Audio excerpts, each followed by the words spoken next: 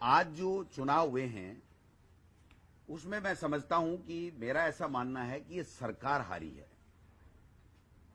भले ही बीजेपी के कैंडिडेट ज्यादा जीते हैं, मैं स्वीकार करता हूं, लेकिन सरकार हार गई क्योंकि जिस दोषा में किरोड़ी लाल जी की प्रतिष्ठा का सवाल, टिकट के लिए 3-4 महीने से उन्होंने आटी पार्टी ले रखी थी, वो कैबिनेट में शामिल नहीं हो रहे थे, इस्तीफा दे रखा था, और फिर पूरे उपचुनाव में उन्होंने एक दिन भी दूसरी जगह प्रचार नहीं किया, केवल और केवल दोसा संभाला।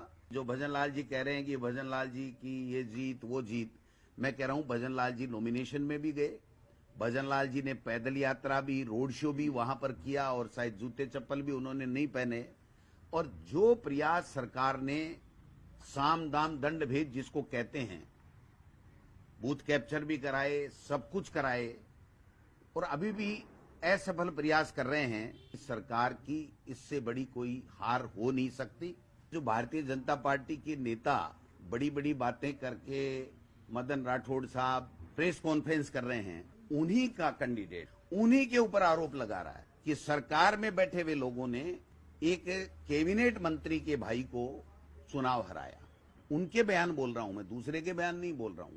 देवली उनियारा में जो किया गया, 11 बजे किया गया, सुनियोजित रूप से किया गया, कौन मंत्री और कौन विधायक फंडिंग कर रहा था, कैसे कैसे वहां पर कार्यवाहियां हुई, ये मुझे कहने की आवश्यकता नहीं है। बीजेपी के जो नेता है ना, वो खुद ही बता देंगे कि यहाँ क्या क्या हुआ, सरकार ने क्या क्या अन्यथा हथियार काम में लिए इस चुनाव को जीतने के लिए।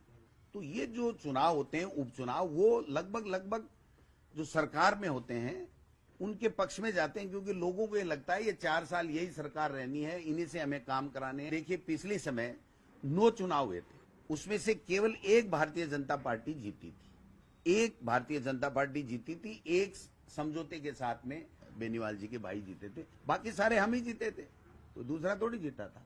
मैं ये कहना चाहता हूं कि सरकार ज्यादा खुश नहीं हो। इस 10 महीने में, 12 महीने में उन्होंने कुछ भी नहीं किया है। अगर कुछ किया होता तो एक मंत्री, मुख्यमंत्री सारा जोर लगाने के बावजूद भी इतना बड़ा कद्दावर नेता है, वो चुनाव नहीं हारता। तो हमारे 1 नंबर के जो लीडर थे वो तीनों के तीनों एमपी बन गए, और उपचुनाव में हमें सेकंड लाइन तैयार करनी थी।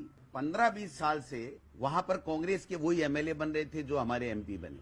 उनकी भावनाओं को भी, उनकी अभिशंसा को भी, उनकी राय को भी पार्टी संगठन ने तवज्जो दिया, और उसी के मुताबिक हमने यहां से प्रस्ताव प्रदेश कांग्रेस कमेटी से भिजवाए, और पार्टी आला कमान ने प्रदेश नेतृत्व पे विश्वास करके उन्होंने उनको टिकट दिया। इन दोनों सीटों के ऊपर हम वो नहीं कर पाए जो हमें जीतनी चाहिए थी, हम नहीं जीत पाए। 11 सीटें एमपी की हम चुनाव जीते, सबने मिलकर काम किया, और इस चुनाव में भी हमने सबने मिलकर के काम किया।